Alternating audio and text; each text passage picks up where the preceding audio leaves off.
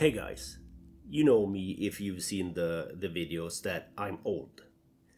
I've been old since I was young, and if you would ask me what the Big Bang felt like, I would tell you that it's like having a poop after being stuck on a train or something for ages without access to a toilet.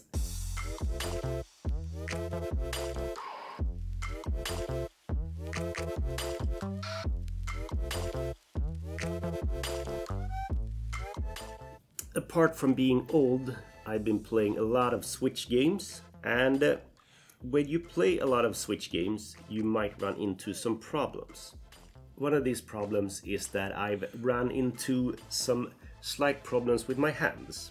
The upside of playing games is that it's fun. The downside when you play a lot of games with something that's not too ergonomically good as the Switch, it's kind of thin, is that you get parts in your body that wasn't supposed to be there. I've developed these sort of like thick parts in my hands. I'm not sure what you should call them, but they are there. It's like extra tissue, hardened tissue, whatever you want to call it. As you might understand, this can be somewhat of a disturbing problem. If you want to use a shovel or something, it kind of hurts. So the solution for this was to look at something like this. Something that gives you a better support and gives you better options in holding your Nintendo Switch. After speaking to Fomis Electronics, I was stoked to hear that I could try out their DOBE line of controllers and controller add-ons. So in this episode, we're gonna take a look at stuff you add to the Nintendo Switch to make the grip better and easier to use. After speaking to these guys, we decided that I should try out a few of their controllers. In this episode, we are going to check out this, we're going to check out this, and we are going to check out this. Three pretty awesome products in a pretty awesome price range. I like controllers, and I have a collection of pretty good controllers. We have the Razer Wolverine that I use for the Xbox. This controller has interchangeable control sticks, and you can change the D-pad. You have adjustable triggers, so you can make them have a shorter throw. And the buttons on this one are amazing. They're like, clicking a mouse. So this controller is it's absolutely fantastic. Mappable buttons on the backside. The problem, however, is that in Sweden it's like $170, $180, $200 for this one. Another favorite is the Xbox Elite controller. Same thing there. You have mappable pads on the back of the controllers. You have adjustable throw on the triggers, so you can have really short throw on these. You can change the control sticks, and it's very, very solid. A rubberized finish, and it's just a solid controller. Feels almost as it was made out of one block of metal or aluminum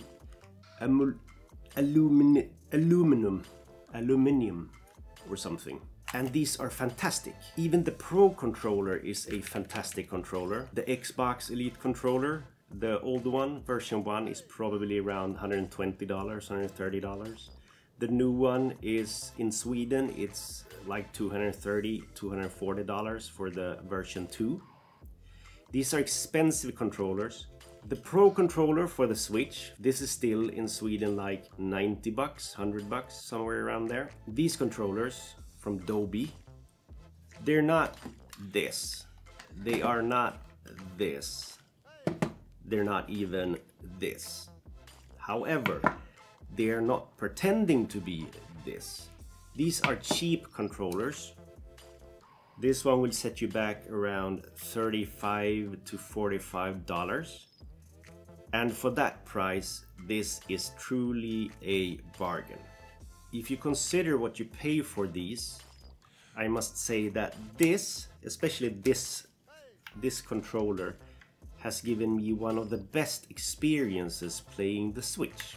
Comparing one of these controllers to this, would be like comparing a Mercedes or BMW or a Porsche or a, you know, any other German car brand to a Skoda or Kia or Seat or any other cheaper brand.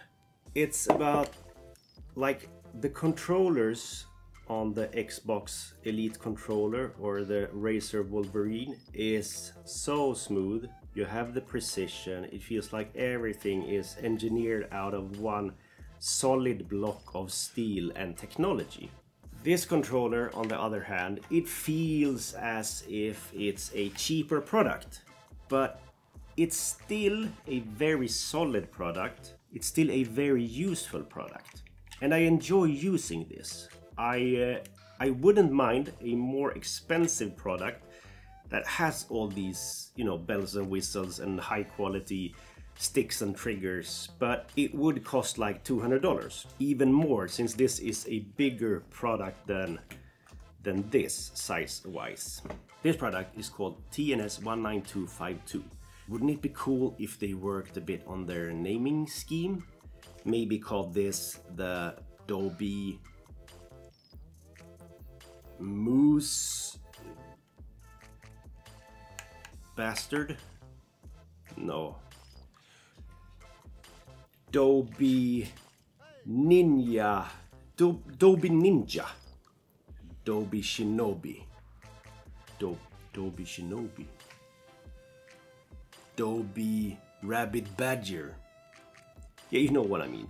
It would be easier to remember a certain name, specific name, than to remember TNS-19252. The 19252 is a fantastic little device, or not that little. You just push the switch in like that. The good thing here is that we have a smooth textile covered back here, which makes sure that you don't get any scratches on your precious switch. When it's inside, it looks like that. You have to set your switch into USB mode because this basically acts as a wired controller. But apart from that, it's just to play away. And I think this is a fantastic controller. It really helps my hands with these problems, you know, the hard tissue bits that I have in my hands. It really helps me hold the switch, and it feels like a real controller, like a pro controller or whatever controller you want to use. It's a solid experience. The controllers on this one, they're not the best. They have a dead zone that's not optimal if you want to play games where you have to be, you know, use precision. But I can live with that. The triggers are kind of mushy.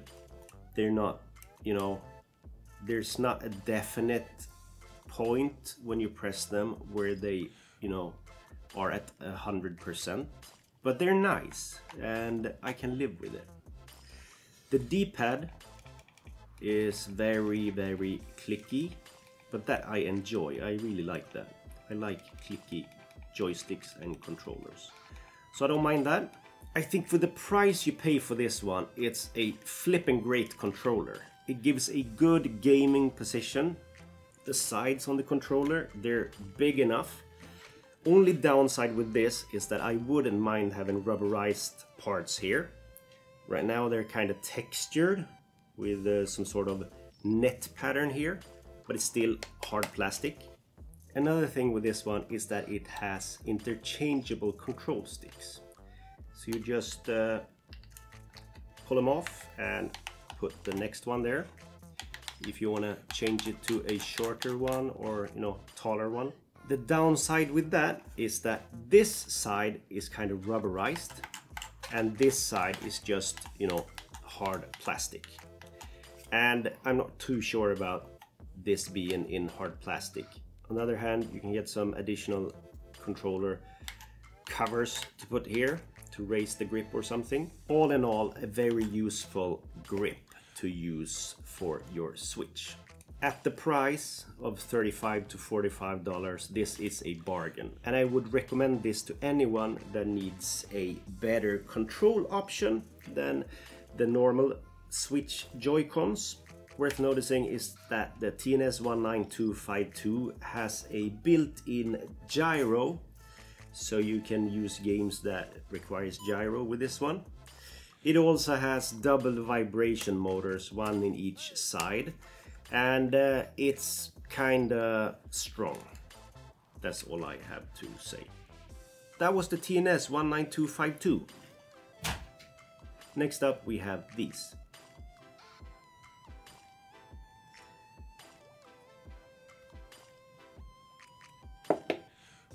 You've seen the model before. I think the Hori split pad works like this. One part on each side of the Switch, like that, and then you're good to go. What I like with this one is that it's basically the same feeling as with the TNS-19252. You have a good solid grip of the Switch. The D-pad feels somewhat the same. Controllers, yeah, they're okay. The sticks.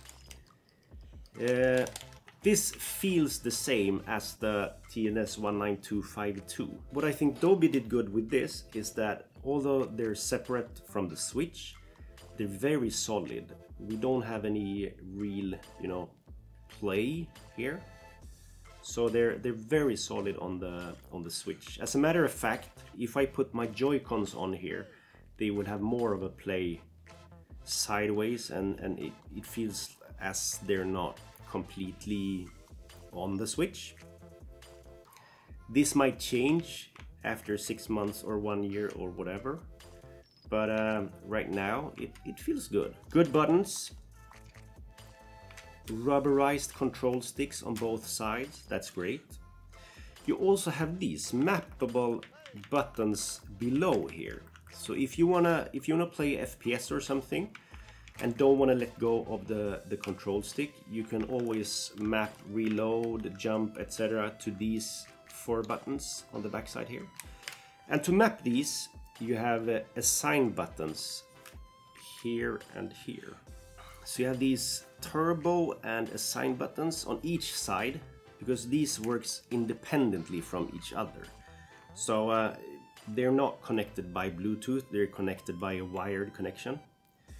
So when you assign the buttons on this side, you use this button. When you assign the buttons on this side, you use that button. Easy as that. Nice product.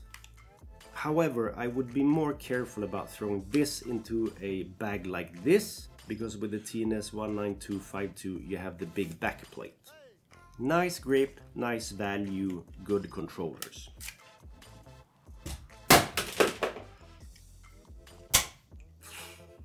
Last one we are gonna take a look at are the TNS-0163. These are basically Joy-Con replacements, and you can see the colors are clearly inspired by the official Joy-Cons. Obviously, DOBE can't call these Joy-Cons because that's a registered trademark, so these are Joy pads. But these are nice. If you compare them to the standard Joy-Cons, the standard Joy-Cons are solid, they are great in all ways, but they're kind of thin. And as I told you, I have these problems with my hands. I need something that gives me a better stability, and these are good for that, because it is a size difference here. So these gives me a better overall handling of the Switch. They're also cheaper than the original Joy-Cons, so that's a good one. These are Bluetooth connected, so you connect these with a little button here. You press the button and you pair it up to the Switch. These you can use as normal Joy-Cons, as you would in Breath of the Wild or whatever. You can use them with your straps like this.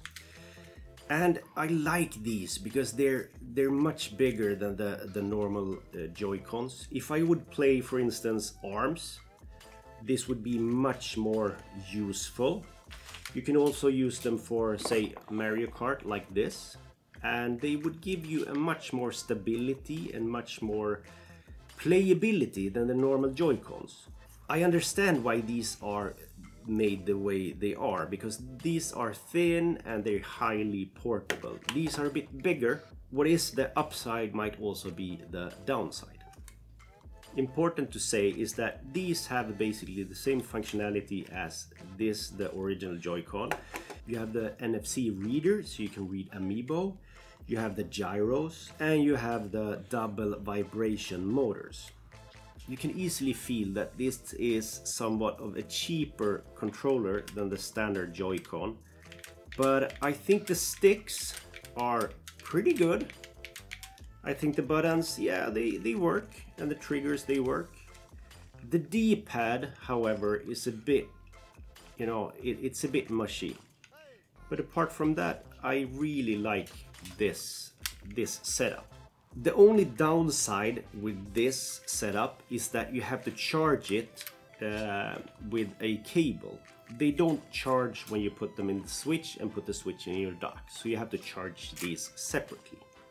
That's it, the DOBE add-on controllers. All of these are controllers that you add to the Switch to play it in handheld mode. I'm gonna do another video with DOBE products where we look at separate controllers that you can use when you play with the Switch docked. The good thing is that they are in another price range than controllers like these, which means you will get 4, 5, 7 of these. You might get all of these 3 for the price of this. So check them out, cool products at a cool price range. Huge thanks to Fomis Electronics for sending these products to check them out. I'm not sponsored in any way, so I can say whatever I want, and I've said whatever I want. I think these are good products considering the price range. If they would cost 80 bucks, 90 bucks, 100 bucks, I wouldn't recommend them, but they are in a perfect price range, which makes these more or less a bargain. Until next time, stay safe, stay cool, and keep your head down.